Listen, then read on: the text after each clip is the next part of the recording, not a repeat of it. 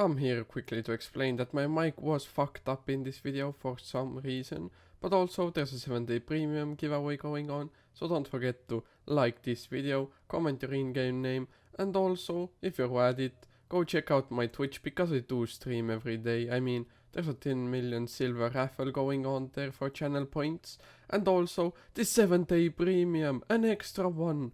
Holy shit, it's so much, man. But let's get into the video.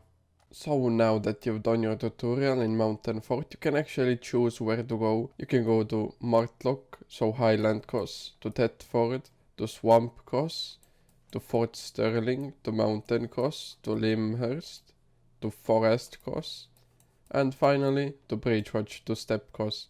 And I mean, it's like 2 maps out from the city, so I recommend going to Bridgewatch. Honestly, I think it's the best starter city at least. So honestly, I feel like the guide is actually not really done that well, because you do get pushed into the game being told you can do whatever you want, but they don't tell you what you can do.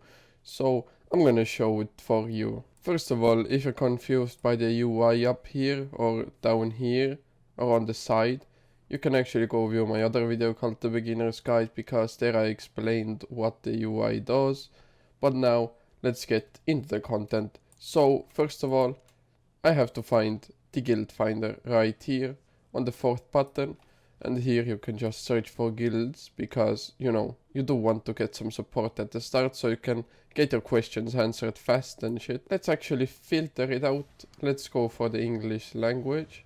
Let's go for beginner friendly. Let's not look at the active members, that's not really that important. And also do select your timer, so UTC time, what time you're going to be online usually.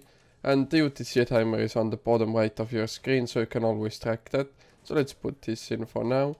Let's go for... Actually, this is the kind of content you can do, like there's all the activities explained here. So first of all, the hideouts. The hides are in the outlands. So outlands mean the black zone.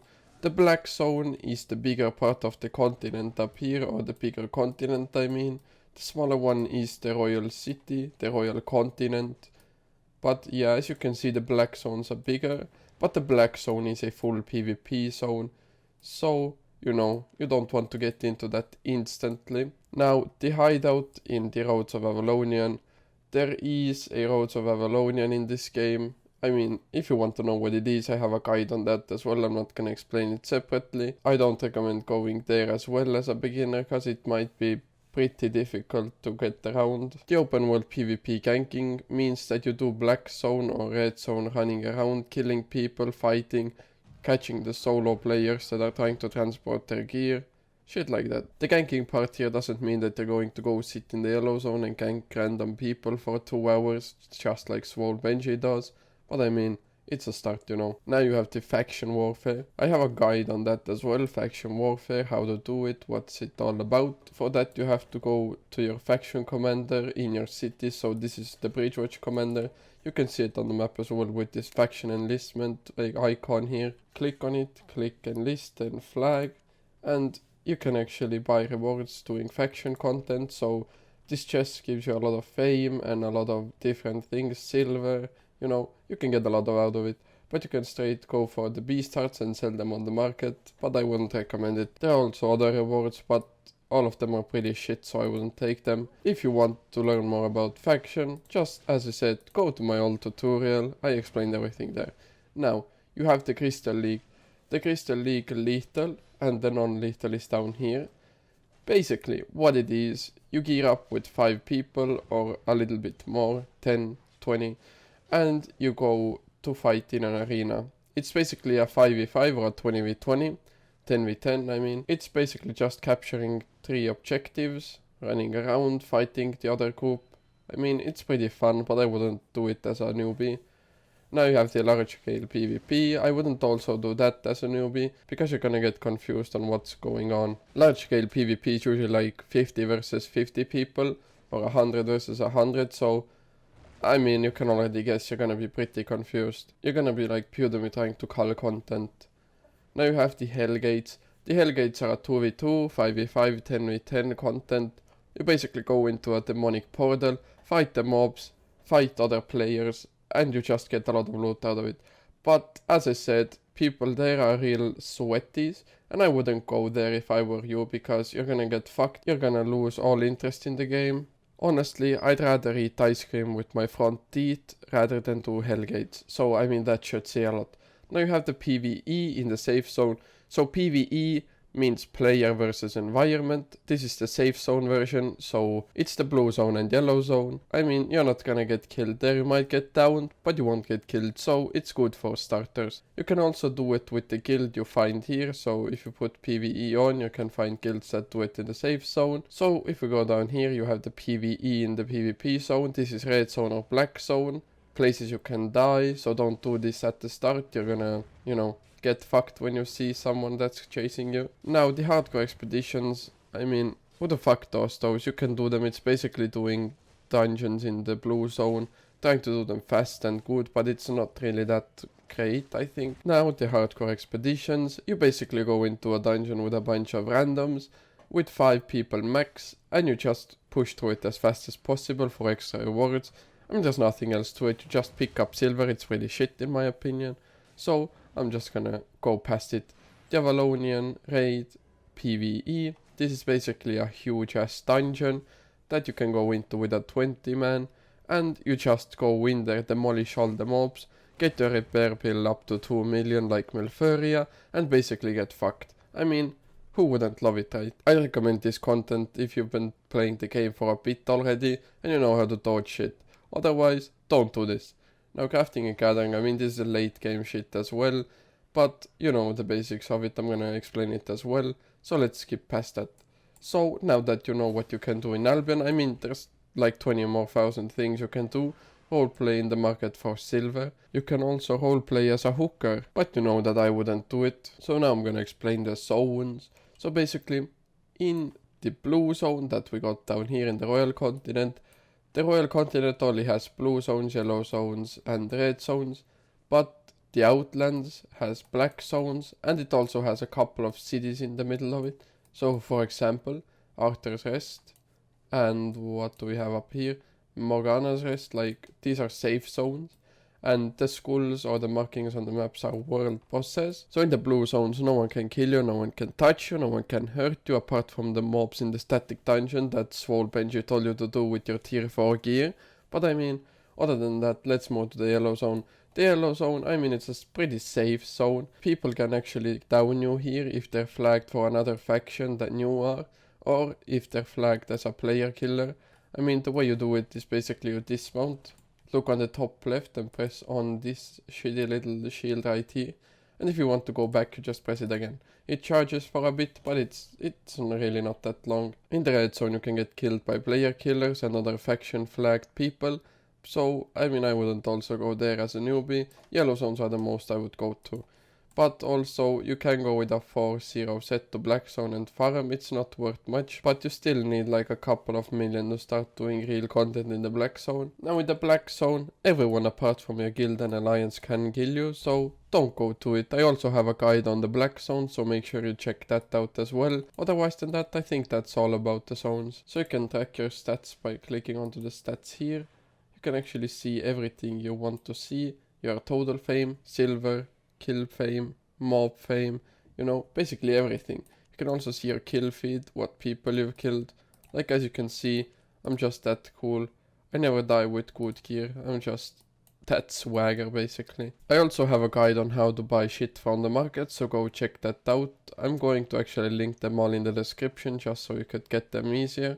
So do scroll down and look for them. You actually can have a personal island in this game, but for that I think you need to buy a 7-day premium, and also you need to have premium running to actually make like a little bit of profit off of it.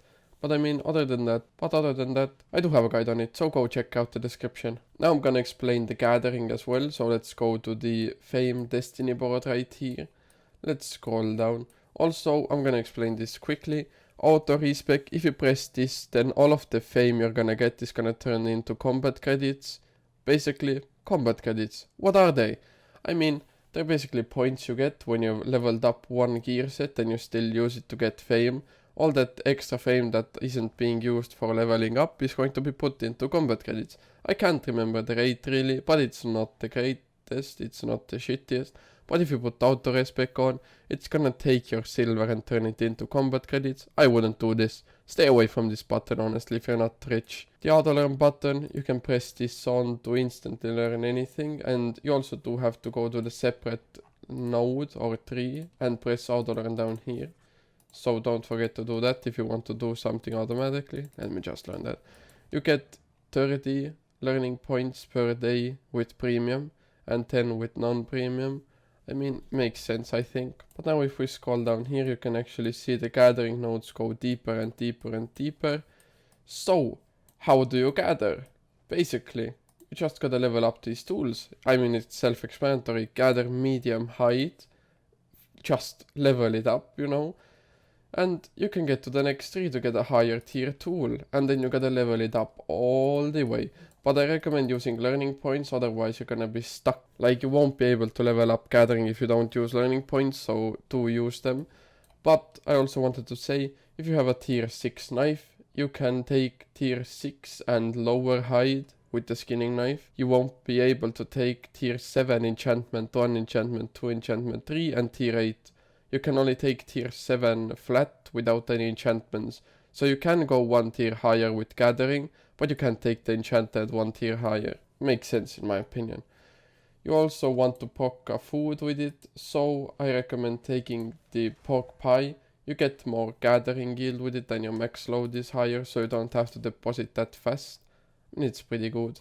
You also have the refining tree.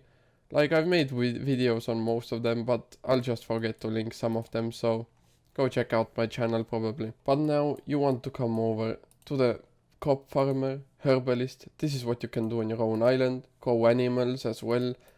Now this is more of crafting, food, alchemist. Like, honestly, this you don't have to dabble into yet.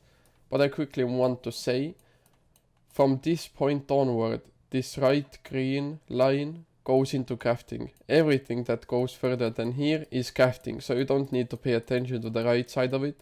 The left side is for the gear you can actually fight with and wear. So you can go down to swords, we can go lower to swords, axes, maces, hammers, gloves. Like, if we look after these swords, you can actually level it up and unlock all the abilities. Like, you can't use this, which is it, 6W if you haven't gotten the swords to level 85.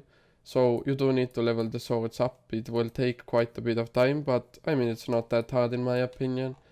But once you do level the main tree up, this is the easiest. So you're gonna level up this, and then there's also the specialty. This is the main thing. If you have specialty on 100, it's gonna give you an extra 100 item power. I explained item power in my other video, so I'm gonna link it in the description. Make sure to check it out, boys. But yeah, basically you do need to level it up to at least level 100 to be useful in most of situations in the large scale fights or small scale fights. Otherwise than that, I don't think there's much to it, honestly. Like, this game literally is be what you want. You can be a scammer, you won't get banned for scamming. Like, you can contact support because you got scammed and they're just gonna tell you that he was just role-playing a scammer. I mean, that's literally what you can do in this game. It's insane. Also, don't accept any random tools you get, cause they will try to take your silver. Other than that, thanks for watching the video and see you later, alligator. Shine bright like a diamond. Shine bright like a diamond. Twilight and the beautiful sea, I chose to be happy. You and I, we're like diamonds in the sky. You're a shooting star, I see, a vision of ecstasy. When you hold me, I'm alive. We're like diamonds in the sky.